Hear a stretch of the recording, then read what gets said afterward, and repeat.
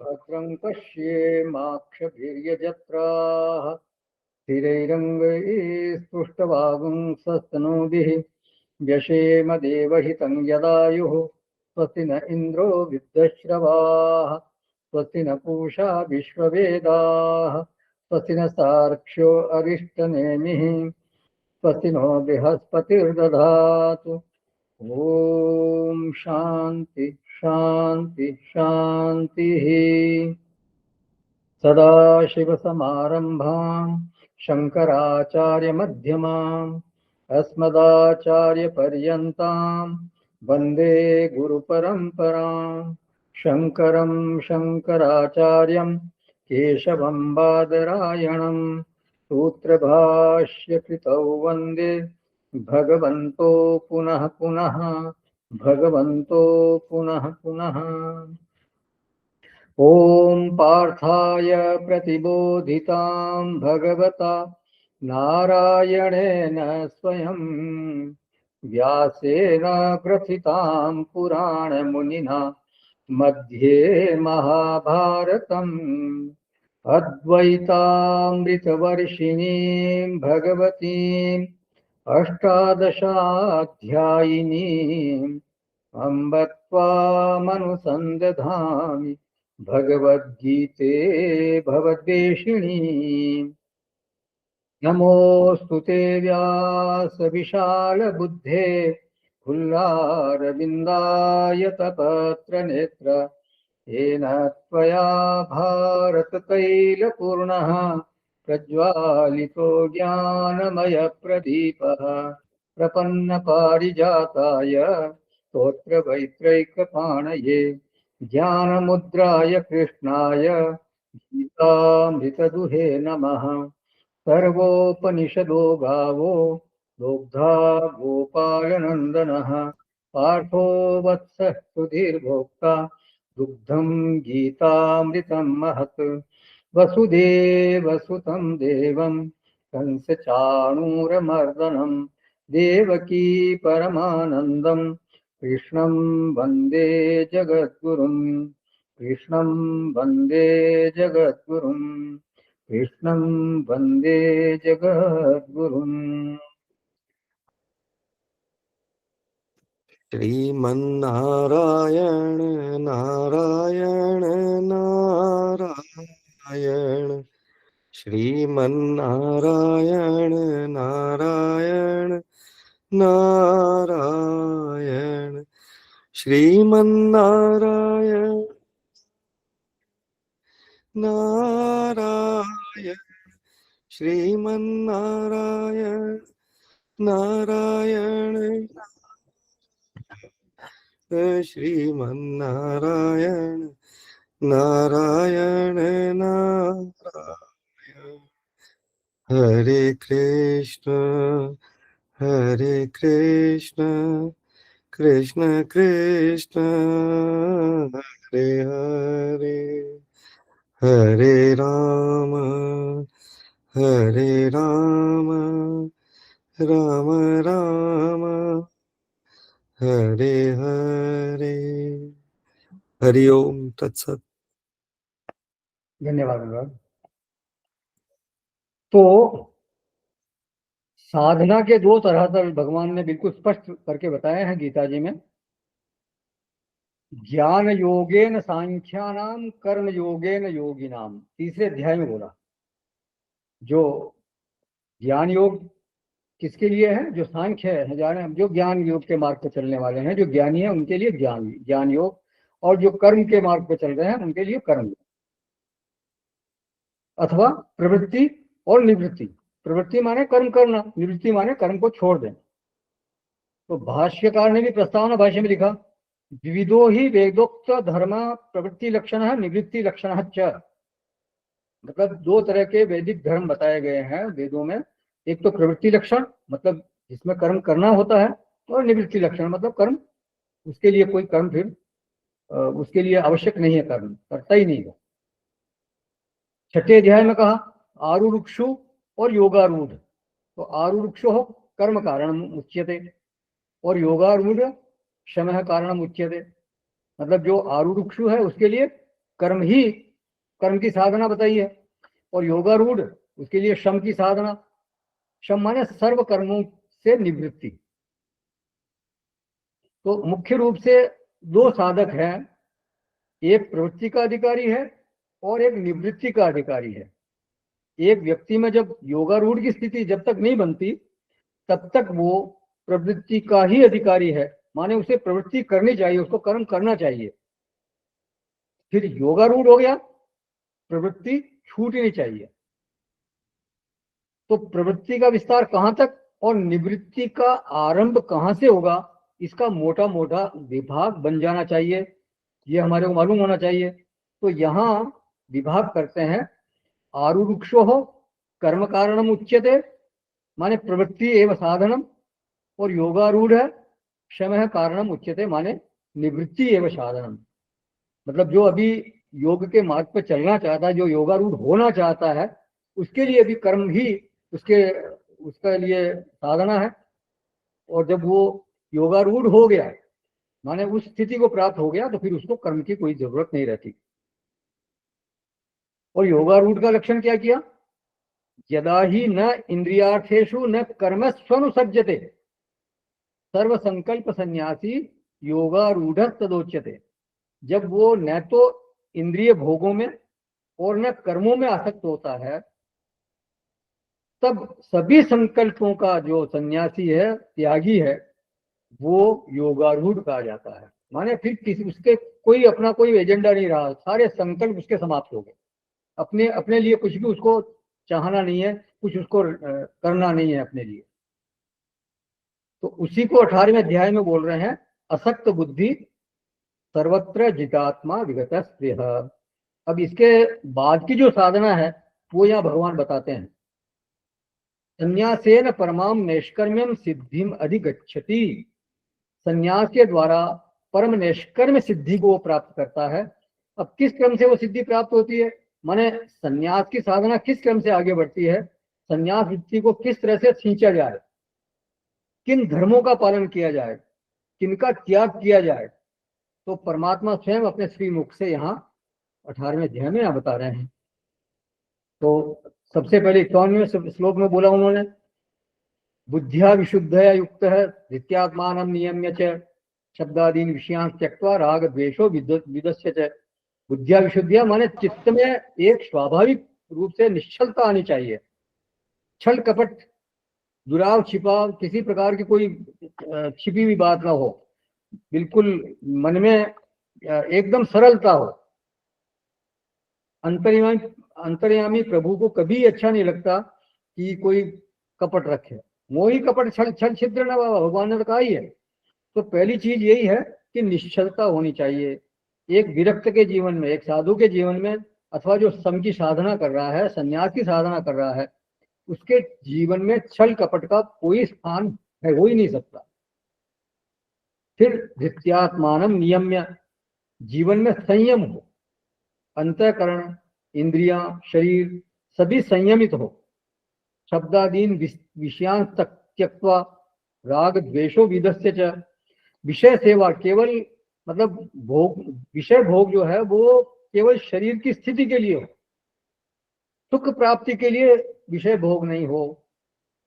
विषय सेवा का हेतु सुख नहीं होना चाहिए, तो शरीर स्थिति मात्र के लिए विषय सेवन, और जो शरीर स्थिति मात्र के हेतुभूत जो विषय हैं उनमें भी राग द्वेष नहीं हो। इससे पहले वाले सत्र में चर्चा हुई थी, थोड़ा सा उसको दोहरा लेते हैं, ध्यान में रहे।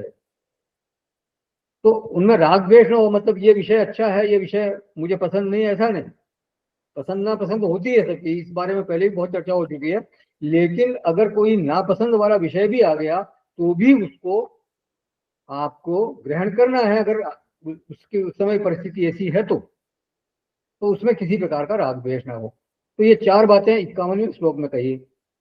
जो लोग साधु जीवन में कदम रख चुके हैं, जो इस मार्ग के पथिक हैं, तो उनको तो इन चारों वृत्तियों को जितना संभव हो संभालना ही चाहिए, और उसमें उत्तरोत्तर प्रगाढ़ता लानी चाहिए, उनको और ज्यादा खींचना चाहिए। परमात्मा ने तो साफ साफ दिशा बता दी कि this should be your path, this should be your direction. लेकिन अगर कोई इसके उल्टी दिशा में चलता है तो समझो कि वो फिर पतन के रास्ते पे चल रहा है। अगर छल कपट जीवन में आ गया है या असंयम जीवन में है और वो बढ़ भी रहा है, तो फिर वो उसके लिए ठीक नहीं है। इस मार्ग में वो फिर आगे प्रगति नहीं हो सकती। तो ये 4 चीजें हैं, निश्चलता, संयम, शरीर स्त्री के लिए विषय सेवन और राग द्वेष के वश में ही नहीं होना। तो 51वें श्लोक में ये 4 बातें कही थी। फिर 52वें श्लोक में कहा विविक्त सेवी, वो सन्यासी है तो उसका एकांत में रहने का स्वभाव बन गया है। 6ठे अध्याय में कहा था एकाकी रहसी स्थित, अकेला ही एकांत स्थान में रहता है। तो 13वें अध्याय में भी कहा था विविक्त देश सेवित्वम अरतिर्जन संसदी, एकांत देश में रहने का उसका स्वभाव है। और जो विषयासक्त मनुष्य है, जो भोगी मनुष्य है, उनके बीच में वो रहना नहीं चाहता। लेकिन जो सत्संगी लोग हैं, भक्त लोग हैं, संस्कारी लोग हैं, विनयी लोग हैं, उनके बीच में तो रहना चाहता है। क्यों? क्योंकि वो ज्ञान के उपकारी हैं। भाष्यकार ने भी लिखा था वहां पे ज्ञानोपकारकत्वात्, वो तो फिर बोधयंत परस्परम तुष्यंती चरमंती च, आपस में वो चर्चा करते हैं और बहुत आनंद करते हैं। भगवत चर्चा होती है तो सब आपस में चर्चा होती है तो बहुत आनंद आता है सबको। तुष्यंती च रमंती च, उसी में रमण करते हैं वो। तो ये न हो, अगर इस तरह का आपस में सत्संग न हो, एक दूसरे से विचार विनिमय न हो, तो जीवन एक तरह से सुनसान हो जाएगा। देखिए एकांत साधन जो है वो एकांत साधन है, वो साध्य नहीं है। एकांत में जाना है नो डाउट, लेकिन आपके लिए फिर आपकी चित्त की स्थिति वैसी हो तब आपके लिए एकांत सध सकता है। हर किसी को एकांत सध नहीं सकता, वो उसमें रह ही नहीं सकता। तो विविक्त सेवी। फिर है लघवाशी। लघवाशी को माने बिल्कुल कम खाना नहीं, उसको इससे पहले चर्चा हुई थी। युक्ताहार मतलब वो युक्त आहार हो, मतलब हर एक का अपना युक्त वो निश्चित कर ले कि मेरे को इतना भोजन लेना है जिससे कि मेरा पेट सही रहे, मैं साधना के लिए वो मेरा जो जीवन है साधना के लिए उपयुक्त रहे। तो आहार युक्त होना चाहिए। तो बहुत कम भी नहीं खाना, बहुत ज्यादा भी नहीं खाना। तो अगर कम खाएंगे तो शरीर कमजोर हो जाएगा, और बहुत खाएंगे तो फिर बहुत ज्यादा नींद भी आएगी और मोटापा बढ़ जाएगा या कुछ और तकलीफें हो जाएगी। तो लघवाशी। फिर 7वां था यत वाक्काय मानसः, वाणी काया और मन को संयमित करके उनको ध्यानानुकूल बनाना। तो देखिए इनको व्यापार शून्य बनाने की बात नहीं कर रहे हैं भगवान। क्या बोल रहे हैं? यत, यत माने संयत। तो संयत वाणी हो, आपकी जो भाषा है दूसरों के साथ व्यवहार करते समय वाणी में संयम हो। फिर संयत मन हो, आपका मन संयमित रहे, इधर उधर बहुत कम भागे, जो जहां चाहे वहां लग जाए, जहां से हटाना चाहे वहां से हट जाए। और संयत काया हो, पहले चर्चा हो चुकी है इसमें डिटेल में। जब इसको बैठने की प्रैक्टिस कराएं, अभ्यास कराएं, तो वो धीरे धीरे बैठने का अभ्यास होता है। तो यत वाक्काय मानस है, वाणी का संयम माने अनुद्वेग कर्म वाक्यम सत्यम प्रिय हितम चयत। काया का संयम देव द्विज गुरु प्राज्ञ पूजनम शौचम आर्जवम ब्रह्मचर्यम अहिंसा च शारीरम तप उच्यते। ये शरीर का तप बताया था 17वें अध्याय में, इसकी चर्चा हो चुकी है। और मन का संयम मन प्रसाद है सौम्यत्वम मौनम आत्म विनिग्रह। तो संयम की एक दिशा होनी चाहिए, वो मनमाना नहीं होना चाहिए, वो शास्त्रानुकूल होना चाहिए, शास्त्र के आदेश के अनुसार होना चाहिए, शास्त्र की दिखाई राह के अनुसार होना चाहिए। गीता आदि मोक्ष शास्त्रों में वाणी का, शरीर का, मन का तब बिल्कुल स्पष्ट रूप से बता दिया गया है। अपन इस पे चर्चा हो चुकी है। तो ये 7 हो गए। 51वें श्लोक के 4 और 52वें के श्लोक के ऊपर की पंक्ति के 3। विविक्त सेवी, लघवाशी, यत वाक्काय मानसः। अच्छा, ये सब किसके लिए? बुद्धिया विशुद्धिया से लेकर यत वाक्काय मानस है जो साधना बताई गई है, ये तैयारी किसके लिए हो रही है? बोले ध्यान योग परह के लिए हो रही है। संन्यास प्रधान जीवन का मतलब क्या हुआ कि आत्म स्वरूप का चिंतन होना चाहिए, और चिंतन के साथ साथ फिर श्रवण मनन निधि ध्यासन ये साधना भी चलनी चाहिए। तो ध्यान योग परह जो एक संज्ञा दी गई थी एक ऐसे महापुरुष की, एक ऐसे साधक की, उसके लिए ये सारी साधनाएं हैं। तो ध्यान शब्द को जब बोलते हैं भगवान, तो उसका अर्थ है आत्मस्वरूप चिंतन। ध्यान का मतलब आत्मस्वरूप का चिंतन करना। और योग शब्द का अर्थ किया एकाग्रीकरण। भाष्यकार ने अर्थ किया था इसका, योग शब्द का एकाग्रीकरण में चित्त को एकाग्र करना। तो श्रवण मनन निध्यासन ये साधक को करना चाहिए, चाहे 15 मिनट बैठे, आधा घंटे बैठे, फिर उसको धीरे धीरे समय को बढ़ा के 1 घंटा 2 घंटा जितना वो बैठ सके। पर शुरुआत जरूर करें, यह नहीं कि मेरा मन नहीं लगता तो मैं बैठूंगा ही नहीं। आप बैठेंगे ही नहीं तो मन लगेगा कैसे? आप बैठना शुरू करेंगे तो धीरे धीरे मन भी फिर भागता है, नो डाउट। ये तो भगवान ने कहा है, ऐसा माँ बाहो मनो दुर्निग्रह हम चला अभ्यासेन तो कौनते ये वैराग्येन चिग्रे। अभ्यास के द्वारा और बाहरी भोगों से वैराग्य के द्वारा उसको संयमित किया जा सकता है, उसको वश में लाया जा सकता है। तो उसको मतलब ये ध्यान करना ये साधक का कर्तव्य है। फिर नित्यम शब्द आया था वहां पे। नित्य शब्द का भाष्यकार ने अर्थ किया था अन्य कर्तव्यता की जो बुद्धि है उसका अभाव हो जाए। माने एक नाम ले लिया जप आदि, लेकिन उसकी उपलक्षणा से और सारी साधनाओं को समझ लेना चाहिए। पूजा है, उपासना है, तो वो सब करने की जरूरत नहीं, संध्या आदि करने की उसको फिर कोई जरूरत नहीं है। ध्यान योग के अतिरिक्त उसका फिर कोई कर्तव्य नहीं है।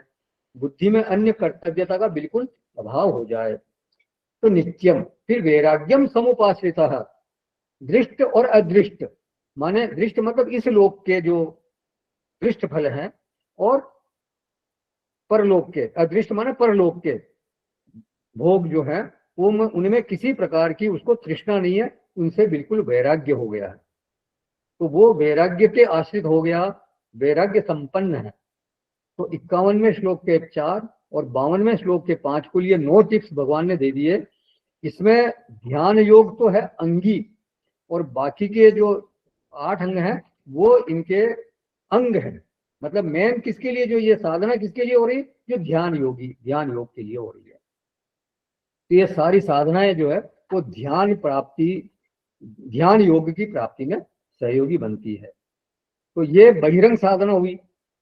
अब बोलते हैं भगवान संन्यास वृत्ति को सजाने के लिए, उसको परिपुष्ट करने के लिए, नैष्कर्म्य में सिद्धि तक पहुंचने के लिए कुछ आंतरिक साधनाओं की भी जरूरत पड़ती है। आंतरिक साधनाएं भी करनी पड़ती है।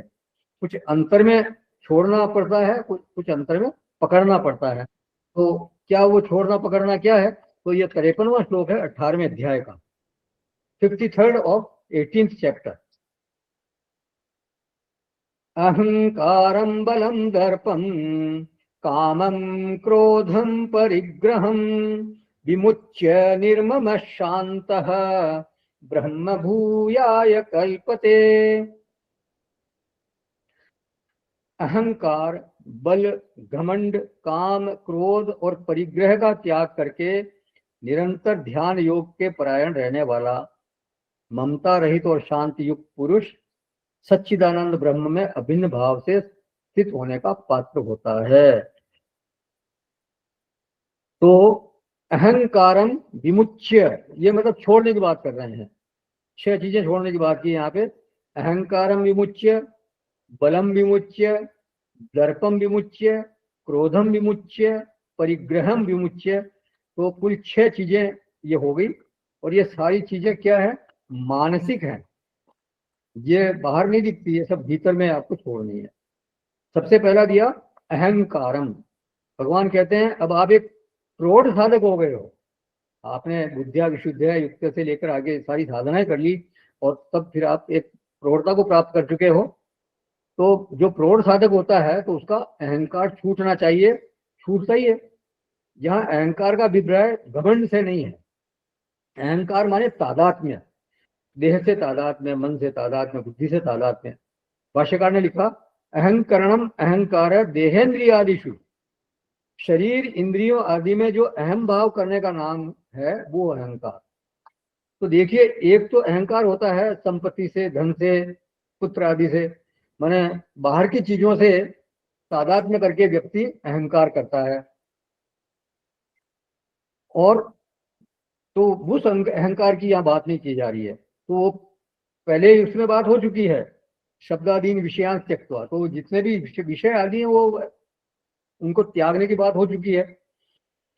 अब चूंकि उसका विकास हो रहा है, उस साधक का विकास हो रहा है, वो एक दो सीढ़ी चढ़ चुका है, ही इज प्रोग्रेसिंग, तो इस सारी साधना का निरंतर ध्यान करने का जो परिणाम है वो उसके जीवन में आना चाहिए, और वो परिणाम बड़ा ही शुभ है। तो देह इंद्रिय आदि से जो अहंकार तादात्म्य है कि मैं ये देह हूं या मैं इंद्रिया हूं, या मतलब ये जो मैं का भाव है इसमें, शरीर आदि में, इंद्रिय आदि में, बुद्धि मन में, ये छूटना चाहिए। चित्त से जो तादात्म्य है वो छूटना चाहिए। मैं अलग हूं, मेरा शरीर और मन बुद्धि ये सब अलग है, क्योंकि मन बुद्धि ये अंतःकरण ये भी शरीर का ही भाग है, वो सूक्ष्म शरीर है। ये बाहर जो दिख रहा है वो स्थूल शरीर है, जो अंतःकरण वो सूक्ष्म शरीर है। तो शरीर से तादात्म्य छूट जाए, स्वरूपावस्थान उसको नजदीक भासने लगना चाहिए। जो देह में स्थिति है उसके बजाय उसकी आत्म स्वरूप में स्थिति हो, उसको ऐसा लगने लगे। इसी को योग दर्शन में बोलते हैं विवेक ख्याति। आत्म स्वरूप में स्थिति है, मतलब विवेक ख्याति माने क्या, कि आत्म स्वरूप में स्थिति है उसकी, देह अलग दिखने लग रही है और पुरुष अलग दिखने, पुरुष माने आत्म तत्व, वो अलग दिखने लग रहा है। तो इसी को बोलते हैं विवेक। विवेक माने दो चीजों को अलग अलग करना, विच्चीकरण, दो चीजें मिली हुई है उनको अलग अलग करना। तो देह अलग है और मैं आत्म स्वरूप एकदम शुद्ध चैतन्य मैं अलग हूं, ये कहलाती है विवेक ख्याति। तो अहंकार कटना चाहिए। ये अहंकार जो है वो ध्यान साधना के द्वारा कटता है। जब अपनी असंगता का बोध बढ़ता है, जब अपना स्वरूप असंग दिखता है, वृत्तियों से असंगता दिखाई देती है, ध्यान काल में दृष्टा का ध्यान करते हुए वृत्तियों से अपना पार्थक्य, वृत्तियों से अपनी असंगता अनुभव में आने लगती है, तब अहंकार कटता है।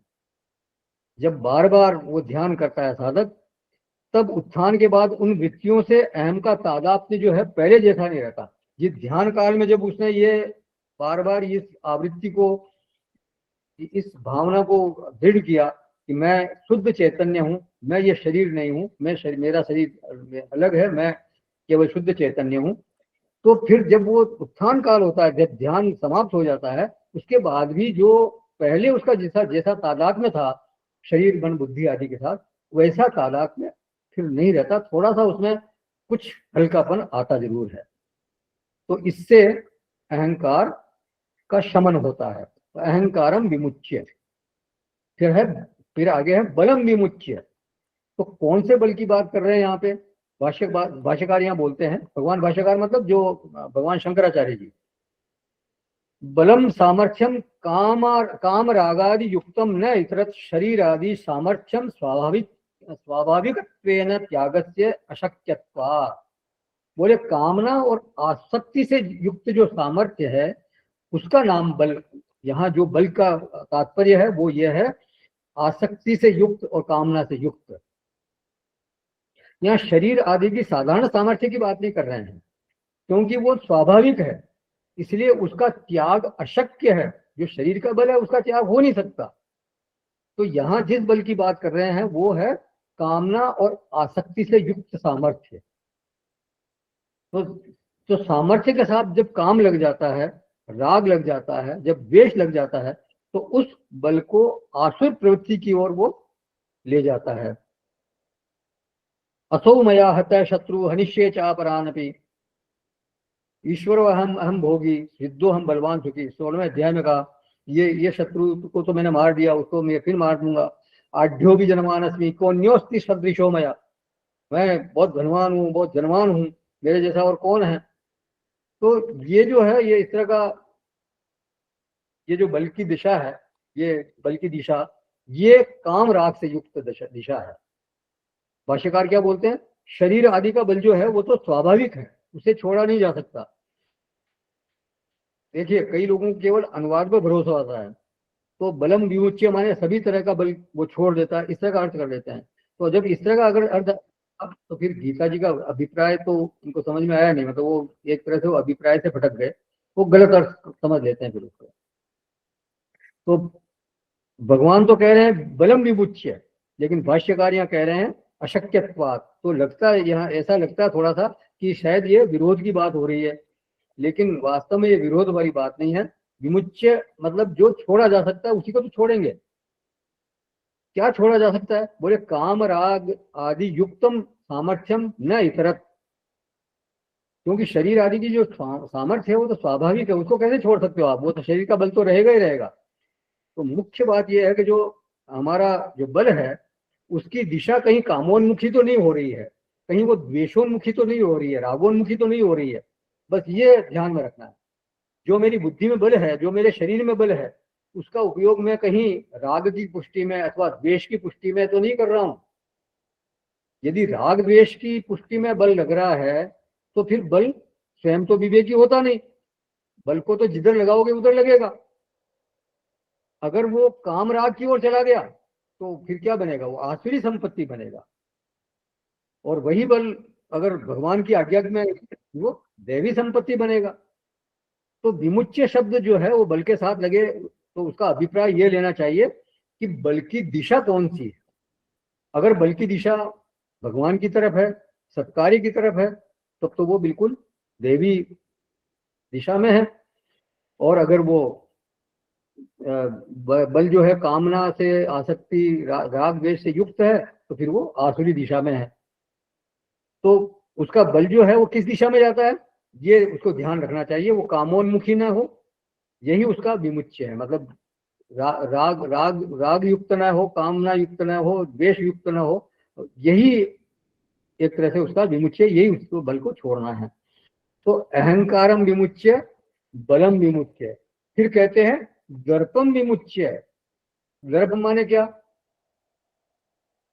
किसी की सफलता, किसी को सफलता मिली या कोई उपलब्धि मिली किसी को, तो उससे उसको जो हर्ष होता है और उस हर्ष के फल स्वरूप होने वाला एक गर्व होता है, एक आत्म श्लाघा का भाव आता है। तो भाष्यकार ने अर्थ यहाँ किया दर्पो नाम हर्षांतर भावी धर्म अतिक्रम हेतु। दर्प माने हर्ष, हर्ष के साथ होने वाला गर्व और धर्म के उल्लंघन का जो कारण बनता है वो दर्प कहलाता है। माने हर्ष के अनंतर जो बुद्धि में एक गर्व का भाव आता है ना, तो उसी का नाम है दर्प। और काम क्या करता है वो धर्म के अतिक्रम का हेतु बनता है, धर्म के उल्लंघन का हेतु बनता है। गर्व शब्द का अभिप्राय है गर्व, किसी विषय का, किसी क्रिया का अथवा किसी सफलता का आश्रय लेकर के बुद्धि में जब एक गौरव का भाव आता है, जब बुद्धि अपना अपना श्लाघन करने लगती है, श्लाघा का भाव जब उसमें आता है, तब समझना चाहिए कि दर्प वृत्ति आ गई है। और उसमें खतरा क्या है कि वो जो दर्प है वो धर्म के अतिक्रमण का हेतु बनता है, धर्म के उल्लंघन का हेतु बनता है। आज तो बस ये बहुत बड़ी सफलता मिली, आज सब चलेगा, कहते हैं ना कई बार लोग, अरे आज तो चलेगा, कुछ नहीं, कोई नहीं, अरे भाई मेरे को नहीं, मेरे काम नहीं आती, अरे नहीं नहीं आज तो चलेगा भाई, एक थोड़ा सा बस ये धर्म का उल्लंघन हो गया, कहते हैं लोग, ऐसा समाज में चलता है। तो इसलिए भगवान उसको छोड़ने की बात कर रहे हैं। और दर्प का उल्टा क्या है? अमानित्वम, मानस्य अभाव है, माने विनय। तो एक साधक को दर्प को छोड़ना चाहिए और विनय के भाव में रहना चाहिए। विनय माने हमेशा ये भाव रखे कि जो भी मान सम्मान मुझे मिल रहा है वो मेरे कारण नहीं मिल रहा है, वो परमात्मा ने ऐसा संयोग बना दिया है, परमात्मा ने मेरे को कुछ इस तरह की कुछ योग्यता थोड़ी प्रदान कर दी है जिसके कारण लोग मेरा सम्मान कर रहे हैं, बाकी मेरी योग्यता नहीं है, वो भगवान का दिया हुआ जो कुछ है। तो जब इस तरह का भाव आएगा तब ये विनय अपने आप आएगा। मेरी क्या हस्ती है, मेरी क्या औकात है, जब इस तरह का भाव जब आएगा, जब इस तरह की सच्चाई में व्यक्ति सांस लेता है, तब फिर वो विनयी बनता है। तो हमेशा अमानी भाव में रहने का एक साधक को जरूर प्रयास करना चाहिए। तो दर्पम विमुच्य। फिर है कामम क्रोधम विमुच्य। तीसरे अध्याय में कहा भगवान ने जही शत्रु महाबाहो काम रूपम दुरासदम। ये बहुत दुरत्य है, काम जो है ये बहुत मुश्किल है, इसको, ये शत्रु है ये हमारा, इसको छोड़ दो, दुर्जय शत्रु को तुम मार डालो, ऐसा बोला वहां पे। माने इसके वश में ना आओ, तो कामम विमुच्य, फिर क्रोधम विमुच्य। क्रोध के त्याग का उपाय क्या है, इससे पहले भी चर्चा हुई है। तो क्रोध के त्याग का एक उपाय तो ये दिखाई देता है कि कामना की न्यूनता हो, क्योंकि दूसरे अध्याय में बोला कामात क्रोधो भी जाए थे, कामना की पूर्ति नहीं होती तो क्रोध उत्पन्न होता है। तो कामना अगर न्यून होगी, कम होगी, बहुत कम होगी, तो क्रोध भी फिर घटेगा, क्योंकि क्रोध का वास्तव में एक निमित्त जो है वो कामना ही है। दूसरा, अगर चित्त में शांति है, चित्त में गहराई है, तब भी क्रोध छूटेगा, क्योंकि चित्त की जो उद्विग्न दिशा होती है, उद्विग्न दशा होती है, वो उसमें एक हलचल बहुत ज्यादा होती है। मतलब एक जिसको बोलते हैं ना, बहुत ज्यादा उसमें तूफान मचा रहता है कई बार। तो ऐसी जो चित्त की दशा है वो क्रोध के लिए एकदम उर्वरा भूमि है, मान लीजिए आप। इरिटेटेड चित्त है, उद्विग्न दशा है, तो फिर वो क्रोध जो है वो जल्दी प्रकट होता है। तो जो साधक है, जो भजनानंदी है, उसका चित्त चूंकि अपेक्षाकृत प्रशांत, थोड़ा शांत होता है, इसलिए उसमें क्रोध की मात्रा कम होती है, होनी ही चाहिए। तो अहंकारम बलम दर्पम कामम क्रोधम विमुच्य, और अंतिम कहा परिग्रहम विमुच्य। परिग्रह को छोड़ना है, बहुत ज्यादा परिग्रह नहीं होना रहना चाहिए। भाष्यकार तो यहां तक लिखते हैं, इंद्रिय मनोगत दोष परित्यागे अपि शरीर धारण प्रसंगेन धर्मानुष्ठान निमित्तेन वा बाह्य परिग्रह प्राप्त है तम च विमुच्य परित्यज्य। बोले इंद्रिय और मन में रहने वाले दोषों का त्याग करने के पश्चात भी शरीर धारण के प्रसंग से या धर्मानुष्ठान के निमित्त से जो बाह्य संग्रह की प्राप्ति होती है, उसका भी परित्याग कर दे। बहुत, ये तो बहुत बहुत ऊंची स्थिति है, मानिए आप। मतलब अपने सुख के निमित्त से तो कोई परिग्रह रखे ही नहीं। कई जगह बोला ना, केवल शरीर चालन मात्र के लिए वो विषय सेवन करे। भगवान भाष्यकार करते हैं कि कह रहे हैं कि शरीर चालन मात्र के लिए भी कोई परिग्रह नहीं रहे। मतलब अभी का भोजन प्राप्त हो गया तो अगले भोजन का भी कोई भरोसा नहीं, कोई उसके लिए परिग्रह नहीं कि अगला भोजन का परिग्रह तो कर लो, नहीं, बिल्कुल कुछ भी परिग्रह नहीं करना, ये है। अब देखिए, ये इस तरह की बात जो है वो तो परमहंस या परिव्राजक कोई हो उसी के लिए ये बात है। शरीर स्थिति निमित्तम, उस निमित्त से भी जो संग्रह प्राप्त है वो भी छूट जाए। इसका मतलब क्या है कि अगला भोजन कहाँ होगा इसका उसको पता नहीं है, उसका संग्रह भी नहीं होगा। तो धर्मानुष्ठान के निमित्त से भी कोई संग्रह नहीं हो कि मेरे को ये कोई यज्ञ आदि करना है या कुछ मेरे को इस निमित्त से कुछ काम करना है, ऐसा भी कुछ नहीं हो। क्योंकि जो परमहंस होता है, जो इस ऐसी स्थिति में पहुंच गए हैं, जो परिव्राजक है, एकदम उच्च स्थिति तक पहुंचे हुए हैं, तो उनके लिए किसी तरह के अनुष्ठान की भी कोई आवश्यकता नहीं, उनको कोई कुछ भी नहीं करना। नहीं बतस्य कृते नार्थ ना कृते नेह कश्चन, उनके लिए कोई कर्म रहा ही नहीं। तो इसलिए किसी प्रकार का परिग्रह वो न करें। लेकिन जो साधक है, देखिए कुछ समय जो असक्त बुद्धि और नैष्कर्म्य बुद्धि, तो उनके बीच में बिताना पड़ सकता है एक साधक के। असक्त बुद्धि है, अब उसको नैष्कर्म्य बुद्धि तक पहुंचना है, तो उसके बीच का जो समय है, उसका बीच का अंतराल है, तो उसके लिए उसको थोड़ा समय तो चाहिए।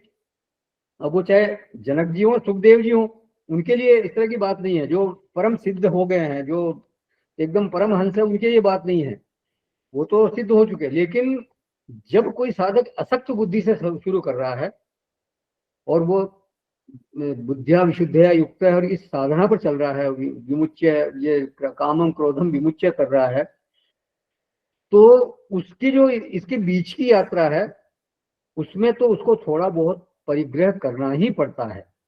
लेकिन नैष्कर्म्य में सिद्धि वाली प्राप्त हो गई उसको, फिर कोई परिग्रह नहीं। बस एक बार वो एक ऐसी स्थिति में पहुंच गया कि अब उसका सारे कर्म छूट गए, तो फिर उसको परिग्रह की जरूरत नहीं। फिर उसको जो प्राप्त करना था वो प्राप्त हो चुका, फिर शरीर रह जाए उसकी परवाह वो करता नहीं है।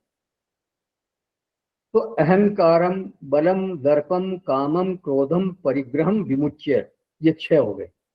इस आईने में एक साधक को अपने आप को देखने का प्रयास करना चाहिए कि वो कहाँ खड़ा है, उसकी स्थिति कैसी है, वो देखे भाई मैं कहाँ तक पहुंचा हूं। फिर बोलते हैं निर्मम, भाष्यकार लिखते हैं निर्गतः मम भाव, मतलब मम भाव छूट गया। तो देखिए जीवन में जो व्यक्ति है उसको कोई न कोई सहारा जरूर चाहिए, वो सहारा तो चाहिए ही चाहिए। मम का आश्रय लेकर के ही हम जो है वो खड़ा रहता है, खड़ा रह सकता है। मम है तो अहंकार को थोड़ा पुष्टि मिलती है, वो थोड़ा सुखी होता है कि मैं सेटल्ड हूं, ठीक हूं, उसे स्वावलंबी होने का अनुभव होता है। हम जब भी स्वावलंबन की बात करेंगे तो हमारी बुद्धि में हमारा जो चुना हुआ सहारा है वो जरूर होगा। हमने किसी सहारे को खास माना है कि ये मेरा सहारा है, कोई नहीं, मेरे पास एफडी है, धन है ना, बैंक बैलेंस है, कोई नहीं, मकान तो है मेरे पास, कोई नहीं, खेत है, कोई नहीं, नौकरी तो है, और अमुक मित्र है, अमुक संबंधी है, और कोई नहीं, मेरे पिताजी हैं, इतने बड़े बिजनेसमैन है, क्या चिंता है। तो कोई न कोई परावलंब जिसके साथ मेरी ममता है वो मुझे स्वावलंबी होने का बोध कराता है। देखा जाए तो वास्तव में दूसरे का सहारा तो चाहिए ही चाहिए व्यक्ति को, वो जीवन के लिए जरूरी है। तो निर्मम का अर्थ यहाँ के यहाँ पर क्या है, कैसे जिए इसको वो साधक, कोई साधु भी है तो भी वो बिना सहारे के नहीं रह सकता, बिना ममता के नहीं जी सकता। तो उसके मम कौन है, तो उसके मम है भगवान। ऐसा नहीं हो सकता कि कोई जीव हो या साधक की स्थिति में हो, साधक माने जीव भाव है, साधक में तो सिद्ध नहीं हो गया वो, तो चाहे उस जीव को भोगी कह लो चाहे वो योगी हो, तो जीव है। तो कोई भी जीव बिना ममता के संभव ही नहीं रहना, रह ही नहीं सकता। बिना ममता के तो वो पागल हो जाएगा। तो मम तो उसको चाहिए। अब इसमें विकल्प क्या है, विकल्प केवल ये है कि मम हम किसको बनाएं। अब दुनिया जिनको मम बनाती है उन चीजों को वो ज्यादा अच्छे से देख चुका है, जान चुका है। परीक्ष लोकान कर्म चिदान ब्राह्मण निर्वेदम आया, फिर तो उसको वैराग्य होना ही चाहिए, क्योंकि वो ये देख चुका है कि जिसको मैं मम कहता हूं वो वास्तव में मेरा है नहीं। जिसको मैंने मम कहा तो वो तो एक तरह से जबरदस्ती ही है, वास्तव में मेरा है नहीं वो। ते दिन चार विराम लिया शट तेरे कहे तो कुछ हो गई तेरी, सुंदरदास जी का एक पद याद आ गया मेरे को। ते दिन चार विराम लिया शठ तेरे कहे कुछ हो गई तेरी। तू 4 दिन के लिए आया है यहाँ पे और तू कहता कि ये मेरी है मेरी है, तेरे कहने से तेरी हो गई क्या। ते दिन चार विराम लिया शठ तेरे कहे कुछ हो गई तेरी। जैसे ही बाप दादा गए छांडी सु वैसे ही तू तजी है पल फेरी। जैसे तेरे बाप दादा छोड़ गए तेरी पलक फिरते तेरे को छोड़ के जाना पड़ेगा। मारह काल चपेट अचानक हो गड़ी में राख की ढेरी। सुंदर लेन चले कुछ संगी सु भूल कहे नर मेरी ही मेरी। साथ में कोई जाति नहीं है लेकिन आदमी बटोरता रहता है, सब मेरा है मेरा है मेरा है। तो वो वास्तव में मेरा है नहीं, लेकिन वो मेरा मेरा करता रहता है। तो ये वास्तव में ये वास्तविकता यही है कि अपना जगत में कुछ है ही नहीं। जगत में झूठी देखी प्रीत अपने ही सुख सो सब लागे, क्या दारा क्या मीत। जगत में झूठी देखी प्रीत, सच्चाई यही है। और वो ये जो साधक है वो इस सच्चाई को जान चुका है। तो कर्म से प्रेम करो, उनकी केयर करो, उनका ख्याल करो, और ममता करनी है तो केवल और केवल भगवान में करो। बस एक भरोसो एक बल एक आस विश्वास। मीरा जी ने किया, मेरे तो वीरधर गोपाल है, दूसरों ने कोई। बस भगवान ने भी कहा है सब कर ममता ताग बटोरी मम पद बरो बांध बर जोरी। सारे संसार की जितनी भी ममताएं हैं, उनके जितनी भी रस्सियों से तुम बंधे हो, सबको उनको इकट्ठा करके एक बड़ी रस्सी बनाओ और मेरे पैर से बांध दो। ममता करनी है भगवान से करनी बस। तो कोई बहुत उच्च कोटि का साधक हो, नैष्कर्म्य को प्राप्त कर चुका हो, उसका स्वरूप अवस्थान निकट हो, तो उसका जो मन है वो कौन होगा, वो केवल परमात्मा ही होगा और कोई हो ही नहीं सकता। तो वो पक्का ही, वो तो निर्मम है। निर्मम का अर्थ ये नहीं है कि वो मतलब दुनिया में रह करके वो एक तरह से बिल्कुल वो क्या बोलते हैं इससे क्रूवल या मतलब एकदम नीरस हो गया। नीरस नहीं, जो भी उनके संपर्क में आएगा उनके साथ वो बिल्कुल प्रेम से बात करेगा, बहुत स्नेह रखेगा, लेकिन भीतर में उसके ये बिल्कुल बात पक्की है कि ये सब जो भी दिख रहा है ये केवल लीला मात्र है, यहाँ मेरा कुछ भी नहीं है। मेरा शरीर मेरा नहीं है तो फिर वो तो बात ही क्या है, तो केवल भगवान मेरे हैं, ये उसको भाव पक्का हो गया। तो और स्वरूपास्थान अगर हो गया तो आत्म स्वरूप में ही फिर उसका ईश्वर आश्रय है, मम रूप में नहीं हो सकते। अगर आत्म स्वरूपावस्थान हो गया तो फिर वो ईश्वर भी मम रूप में नहीं रहेंगे, फिर वो आत्म रूप में ही ईश्वर भासेंगे, क्योंकि मम शब्द वहां बन ही नहीं सकता। क्यों नहीं बन सकता? क्योंकि मम के लिए दो होने चाहिए, अन्य होना पड़ेगा। भाई मैं और मेरा, ये जैसे ये किताब मेरी है तो मैं अलग हूँ, किताब अलग है, तभी तो मेरा बनेगा। लेकिन जब वो स्वरूपावस्थान में स्थित हो गया तो फिर वो ईश्वर भाव जो है वो मम भाव नहीं रहा, वहां केवल अहम ब्रह्मास्मि यो भाव हो गया। अन्यता की समाप्ति हो चुकी है, एकत्व उसको सिद्ध हो चुका है, इसलिए मैं और मेरा ये बात वहां हो ही नहीं सकती। तो निर्मम है, फिर शांत है। भाष्यकार ने अर्थ किया यहाँ पे उपरत है, वो उपरत हो गया, उपरतयुक्त है, सब तरह के परिश्रमों से वो रहित हो गया है, किसी प्रकार का कोई श्रम रहा नहीं जीवन में, बिल्कुल शांत, बिल्कुल स्वरूप है, बिल्कुल एकदम प्रशांत। फिर अगला शब्द आ रहा है ब्रह्मभूत है, तो वो जब शांत है तो फिर वो ब्रह्म ब्रह्म के बिल्कुल निकट है। तो यही क्रम है, मतलब असक्त बुद्धि से शुरू हुआ, ये क्रम शुरू हुआ, और फिर वो धीरे धीरे धीरे धीरे और साधनाएं करते करते शांत तक पहुंच गया। वास्तविक शांति यही है, बाकी जगत में जो है वो तो शांति आभास है। मतलब हम कहते हैं ना हम बड़ा सुख में है, शांति में, तो ये वास्तव में शांति का आभास है, वास्तविक शांति है नहीं। शांति है, शांति के बिना व्यक्ति रह नहीं सकता, लेकिन वो एक आभास रूप शांति है, एक साधारण दर्जे की शांति है। वास्तविक शांति जो है वो इस महापुरुष को प्राप्त होती है। असक्त बुद्धि से शुरू हुआ, बुद्धिया विशुद्ध युक्त से चलते हुए धृत्यान मानम नियम से वियुक्त से भी लघुभाषी से होते हुए फिर ये यहाँ तक पहुंचा। ये सब के सब उसी के विशेषण हैं। ध्यान योग पर है, वैराग्यम समुपाश्रित है, ये उसी के विशेषण है। ये फिर सबसे अंत में आता है शांत है। तो पहले 51-52 श्लोक में 9 टिप्स बताए थे भगवान ने, और 53वें श्लोक में 6 चीजें छोड़ने की बात की, तो ये हो गए टोटल 15। फिर 16वां है निर्मम, फिर इसके बाद शांत है।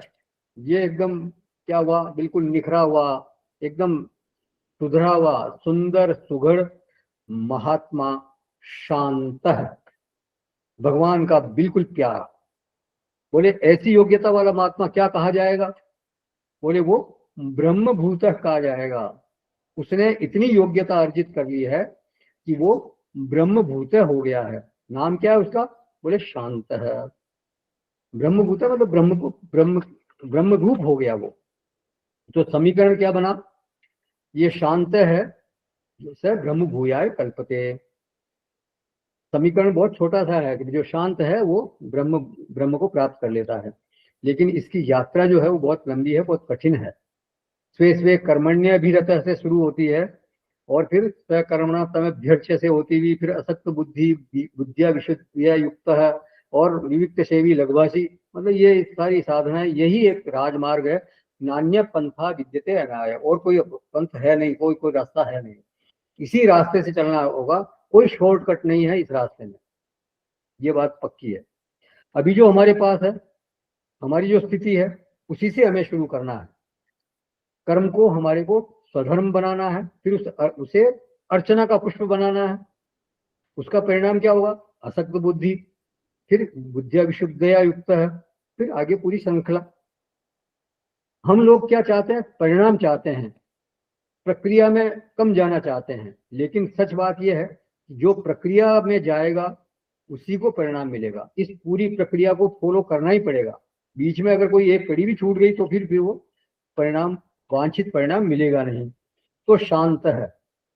दूसरे अध्याय में भगवान ने बोला था अयुक्त से नास्ति बुद्धिरे युक्त से न चा युक्त से भावना न चा भावयत शांति अशांत से कुतः सुखम। अशांत जो कोई व्यक्ति है उसको सुख प्राप्त नहीं हो सकता। वहां अशांति की बात की थी, और यहाँ भगवान बोल रहे हैं वो शांत है। तो वहां अशांत और यहाँ शांत। तो शांत ब्रह्म भूयाय कल्पते, लेकिन उसके लिए शर्त यह है कि उसको प्रक्रिया ये पूरी फॉलो करनी पड़ेगी, सारी जो भी बुद्धिया विशुद्धिया से लेकर के और निर्मय शांत तक, ये प्रक्रिया पूरी उसको फॉलो करनी होगी, तभी वो इस मुकाम तक पहुंच सकता है।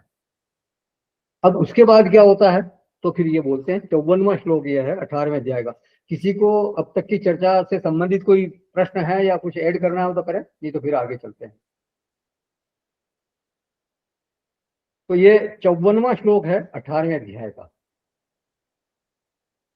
ब्रह्म भूत प्रसन्नात्मा न शोचति न कांक्षति समः सर्वेषु भूतेषु मद्भक्तिं लभते पराम। फिर वो सच्चिदानंद घन ब्रह्म में एक ही भाव से स्थित प्रसन्न मन वाला योगी न तो किसी के लिए शोक करता है और न किसी की आकांक्षा ही करता है, ऐसा समस्त प्राणियों में समभाव वाला योगी मेरी पराभक्ति को प्राप्त हो जाता है। तो ब्रह्म भूयाय कल्पते, वो ब्रह्मभूत हो गया। तो अब ये क्या हुआ, ये सिद्ध हो गया, मतलब ब्रह्म प्राप्त, ब्रह्मभूत है मतलब ब्रह्म प्राप्त है, ब्रह्म प्राप्त है हो गया। देखिए परमात्मा पहले मम बन के रहता है ऐसे साधक के भीतर में, लेकिन जब परम की स्थिति प्राप्त हो जाती है उसको, तो वो परमात्मा फिर अहम के रूप में रहता है, मतलब वो स्वरूपावस्थान हो गया। अभी मैंने जैसे बताया था कि पहले तो वो मम है, लेकिन जब वो स्वरूपावस्थान हो गया, आत्मावस्थान हो गया अगर उसका, तो फिर वो मम भाव समाप्त, फिर तो अहम परमात्मा के सिवाय कुछ रहा ही नहीं। तो ब्रह्मभूत है, इसका भाष्यकार अर्थ करते हैं ब्रह्म प्राप्त है, और प्रसन्नात्मा का अर्थ करते हैं लब्ध अध्यात्म प्रसाद है, पूरी आध्यात्मिक यात्रा का उसको हो गया। तो अब क्या है, नंदति नंदति नंदत्येव योगरतो वा भोगरतो वा संगरतो वा संग विहीना यस्य ब्रह्मणि लभते रमते चित्तम नंदति नंदति नंदत्येव। आनंद ही आनंद उसको, उसके लिए फिर वो वेद पारगी हो गया, उसके लिए फिर वेद का कोई बंधन नहीं, किसी भी परिस्थिति में वो हमेशा आनंद में है।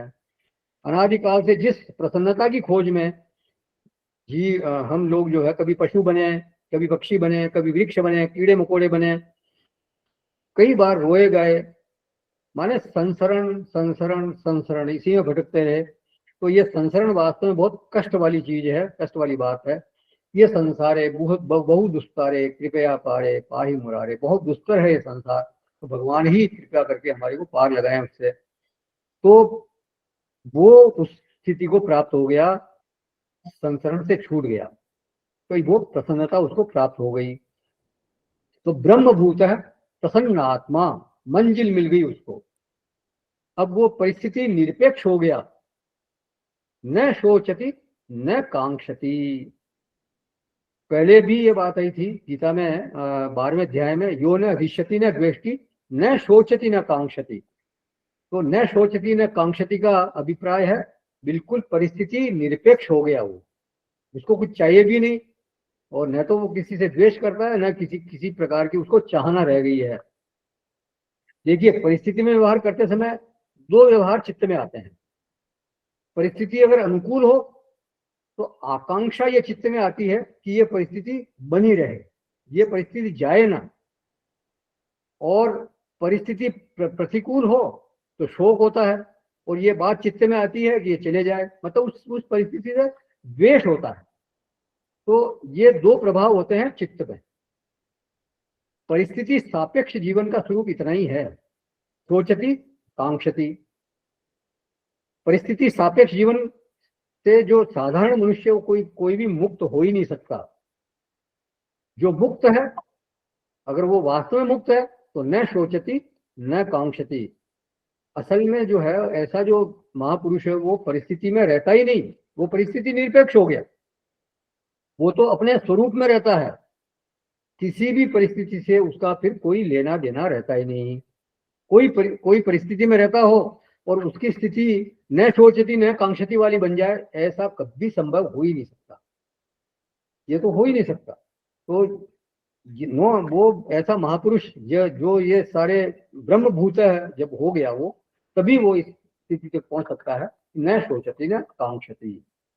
फिर समय सर्वेषु भूतेषु, समय सर्वेषु भूतेषु का अर्थ भाष्यकार ने किया आत्मोपन्येन सर्वभूतेषु सुखम दुखम वा समम एव पश्यति इत्यर्थ है, न आत्मदर्शनम।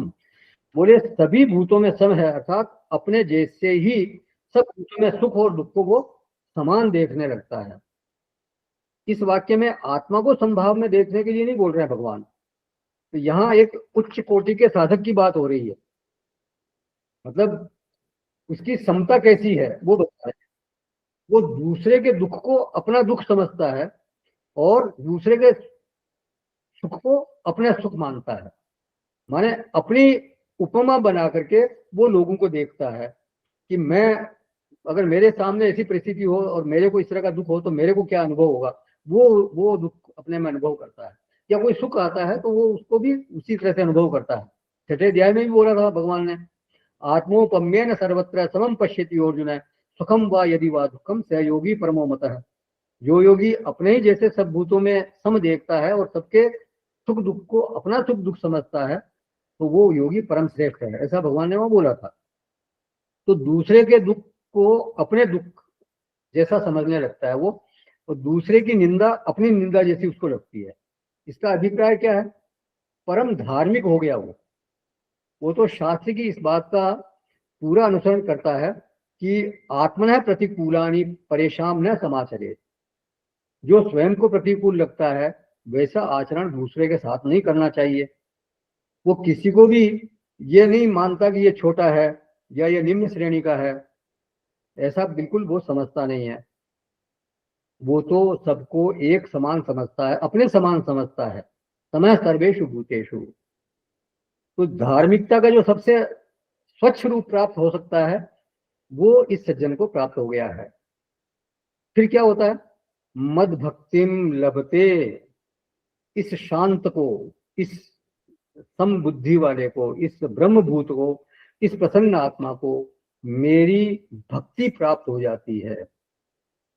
उस समय को कैसे, वो जो समय है उसकी क्या संज्ञा बनेगी, समय है सन्यासी, समय है महात्मा।